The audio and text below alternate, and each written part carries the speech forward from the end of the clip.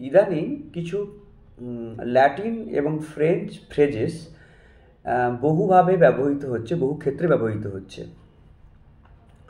যেমন আমি মানে ইউটিউব চ্যানেল, যদি আমি কোনো নিউজ দেখি, সেখানে কোনো আইনজীবী বা কোনো রিপোর্টার তারা কিন্তু বলছেন প্রাইমা ফেসি। প্রাইমা ফেসি মানে হচ্ছে অ্যাট দ্য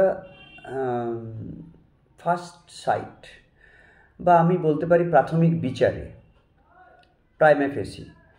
আবার শুনতে পাই আমরা স্ট্যাটাস কুয়ো। স্ট্যাটাস কুয়ো মানে হচ্ছে the state of affairs as it is now, মানে প্রেজেন্ট সিচুয়েশন, স্ট্যাটাস কুয়ো।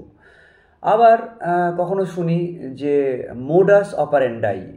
মোডাস অপারেন্ডাই মানে হচ্ছে কার্যপ্রণালী, মোডাস অপারেন্ডাই। কোনো দলের বা কোনো সরকারি কার্যপ্রণালীকে মোডাস অপারেন্ডাই বলা হয়ে থাকে। তারপর দেখো পার ক্যাপিটা। পার ক্যাপিটা কিন্তু ল্যাটিন অবশ্যই, এর মানে হচ্ছে পার হেড, মানে মাথা পিছু। আচ্ছা, এটা পিইআর, পার। কিন্তু যখন পার এক্সেলেন্স, মানে কোনো ক্ষেত্রে বেশ আইডিয়াল বা এমিনেন্ট, মানে উৎকর্ষতার দিক থেকে বেশ আইডিয়াল, সেটা কিন্তু পিএআর, এটা ফ্রেঞ্চ। আর পার ক্যাপিটা ওটা হচ্ছে ল্যাটিন। তাহলে পার এক্সেলেন্স হচ্ছে ফ্রেঞ্চ, এর মানে হচ্ছে উৎকৃষ্ট, বেশ ভালো মানের, হ্যাঁ, আইডিয়াল। আচ্ছা, এরকম যেমন ধরো ইন টোটো, মানে আমি ঠিক ওইভাবেই, যেভাবে চাইছি ঠিক ওইভাবেই, ইন টোটো। এটা প্রায়শই ব্যবহার করা হয় এগুলো। কিন্তু এগুলো হচ্ছে তোমার ইংলিশ নয়, এগুলো হচ্ছে ল্যাটিন বা ফ্রেঞ্চ অ্যাব্রিভিয়েশন। আরেকটা মনে পড়লো, ডিফ্যাক্টো।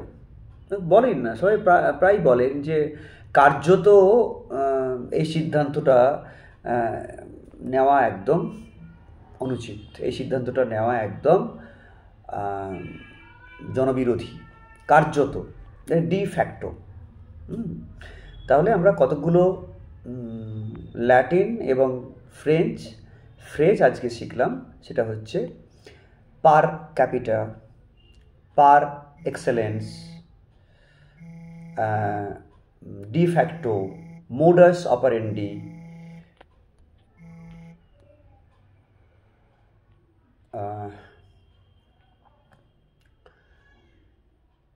আর কি যেন বললাম, স্ট্যাটাস কুয়ো। আরেকটা প্রায় ব্যবহার করা হয় ভাইস ভার্সা, মানে আমি যে রাস্তা দিয়ে যাচ্ছি তার অপোজিট বা উল্টো, ভাইস ভার্সা মানে হচ্ছে অপোজিট বা উল্টো। এটাও ল্যাটিন। ঠিক আছে, থ্যাংক ইউ।